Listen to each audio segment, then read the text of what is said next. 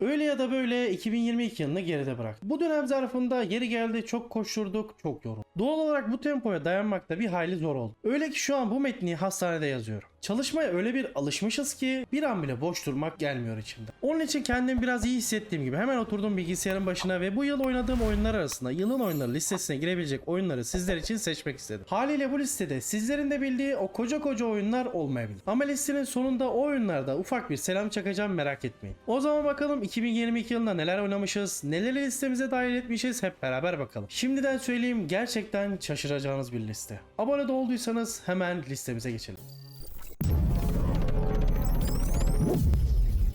Hellpie. Dediğim gibi bu listede devler olmayacak. En azından ilk 5'e kadar. Bildiğiniz gibi bağımsız oyunlara karşı saçmalık derecesinde bir ilgim söz konusu. Bağımsız oyun oynamanın en güzel yanı da düşük beklentiyle girdiğiniz için çoğu zaman aldığınız keyif de o derecede yüksek oluyor. Hellpie bunlardan biri oldu. İlk defa bir tweet ile tanıştım. Hellpie'nin oynanışına hayran kalmıştım. Oynanış ve mekaniksel olarak çok başarılı olsa da aşırı saçma şeytan fetişisine kurban gittiği için bayağı üzülmüştüm. Çeşitlilik noktasında türüne göre bayağı şeyler başarmış olsa da bunları saçma sapan fantezilere kurban etmesinden dolayı araya kaynayıp gitti. Az biraz akıllı olsalardı kesinlikle bu sene adını çok daha fazla duyardı. Oynanış ve müziklerin hatırına yine de listeye almamazlık etmedim. Sifu. Her ne kadar bu senenin bağımsız oyun ödülünü hak etmeyen birileri alsa da bana göre Sifu son zamanların en başarılı ve de en özgün bağımsız oyunlarından biriydi. Atmosferinden tutun da oynanış mekaniklerinin güzelliğine kadar birçok ince detay takdiri hak ediyordu. En büyük hatası bulaşmaması gereken kedilere bulaştı. Yoksa açık ara alırdı bu senenin en iyi bağımsız oyun ödülünü. Bizler de teselli mahiyetinde kendilerine güzide listemizde yer vermek istedik ki gönlü olsun. Endling Extension is Forever. Bağımsız oyunlardan devam ediyoruz. Bizi takip ediyorsunuz zaten, buna alışık olmanız gerekir. Ya ne yapalım, bizim olayımız da bu. Bağımsız oyunlar. Endling etkileyici hikaye anlatımıyla büyük beğenimi kazanmıştı. İnsanların dünyayı yaşanabilir bir yer olmaktan çıkardıklarından dolayı hayatta kalma mücadelesi veren bir anne tilki ve 3 yavru tilkinin dramına eşlik ediyordu. Ah be geliştirici firma. Kim siker tilkinin dramını? Sen kedi köpek başka bir şey yapsaydın ya. Bak şimdi ne ödüller, neler kazanmıştın, ne paralar kazanmıştın, ne dramalar yapmıştın be, of. Tabi bununla beraber Endling'in oynanışı da fena değildi. Haritayı dikey şekilde de kullanabilir olmak bile böyle bir oyun için güzel düşünülmüş bir detaydı. Bu oyunda sokak kedilerin gazabından kurtulamadı maalesef. Need for Speed Unbound. Uzun zaman sonra ilk defa bir Need for Speed oyunu oynadığım için mi yoksa gerçekten de güzel olduğum için bilmiyorum ama Unbound benim bayağı bir hoşuma gitmişti. Yarış mekaniklerinin pratik olması, yapılan bazı güzel değişiklikler oyuna pozitif olarak etki etmesi ister istemez dikkatimi çekmişti. Özellikle Underground 2 havası almaya başarmıştım. Yıkılabilir çevre tasarımı ve bol çeşitli araç modifikasyonu olması da Unbound'u benim için en iyiler listesine sokmak için yeterliydi. En iyiler listesine bir tane de olsa en azından spor oyunu sokalım değil mi? The Callisto Protocol. Uzun zamandır beklediğimiz oyunlardan biri kesinlikle Callisto'ydu diyebilirim. Dead Space yapan ekibin ellerinden çıkan yeni bir hayatta kalma korku oyunu olarak kendilerinden beklentimiz çok yüksekti. Belli bir düzeye kadar bunu vermiş olsalar da maalesef aradığımız o korku öğelerini tam manasıyla alamadık. Sanki böyle Dead Space Remake'den önce çıkalım da işimize gücümüze bakalım kafasına bir tık aceleye getirilmiş gibi oldu. İlk gün yaşanan teknik sorunlar yüzünden de büyük eleştiriler alsa da peş peşe gelen güncellemelerle en azından oyundaki bu teknik sorunlar önemli ölçüde giderildi. Ama gel gör ki akıllarda hep sorunlu ilk çıkış günü kaldı işte. Ama bana göre bu yıl oynadığım en iyi oyunlardan biriydi. Hakkını yedirmem. Ama ortada boşu harcanmış bir emek de var. Evil West. Bana göre bu yılın en büyük sürprizi Evil West oldu. Son zamanlarda oynadığım oynanışıyla en iyi bağımsız oyunların başında kesinlikle Evil West gelir. Vahşi Batı temasında olmasına rağmen yakın dövüş sistemini ön plana çıkarmak ve bunu başarmak bana göre pek de kolay değildi. Geliştirici ekip oynanış ile oyunun temasını öyle güzel bir araya getirdi ki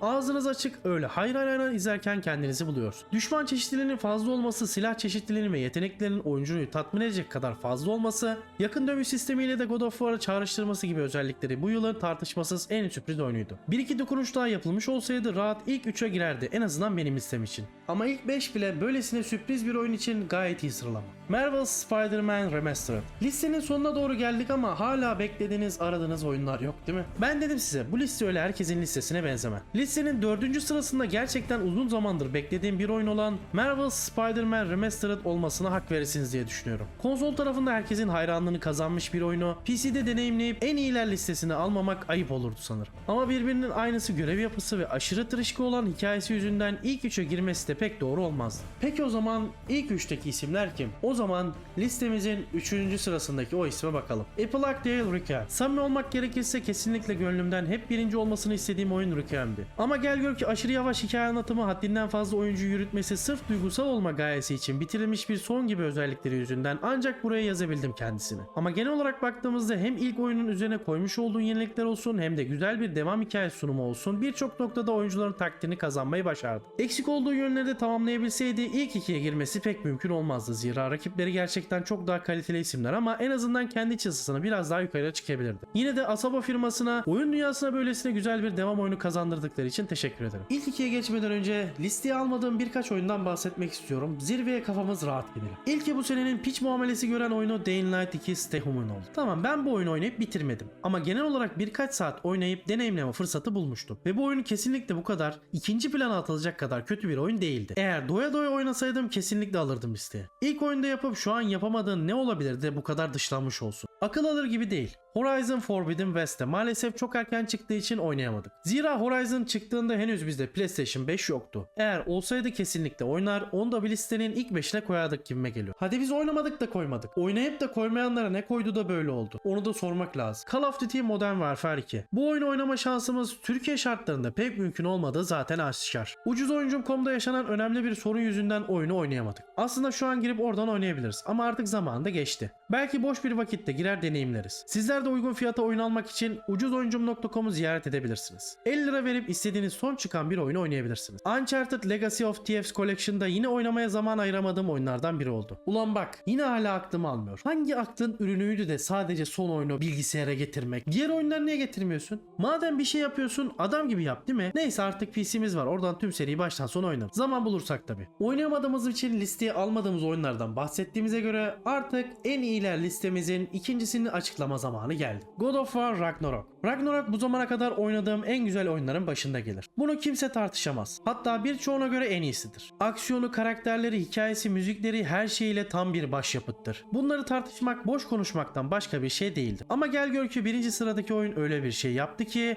o özelliğiyle bana göre birinci olmayı hak etti. İnsanların yıllardır hayalini kurduğu bir arzuyu gerçeğe çevirdi. Kedi gibi miyavlamak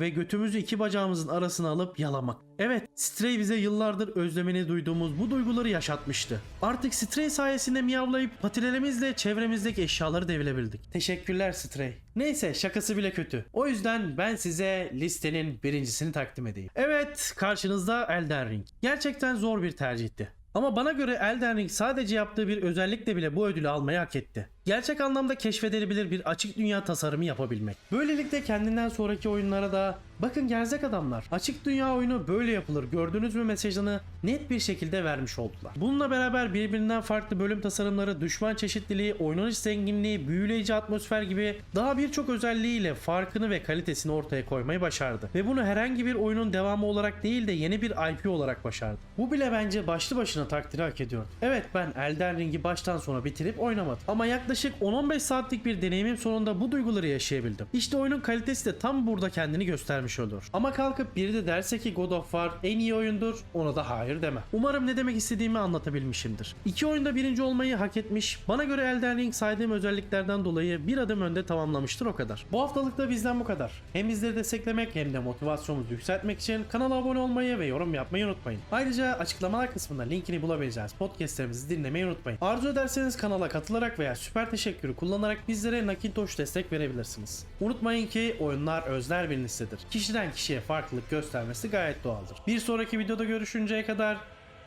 oyunla kalın.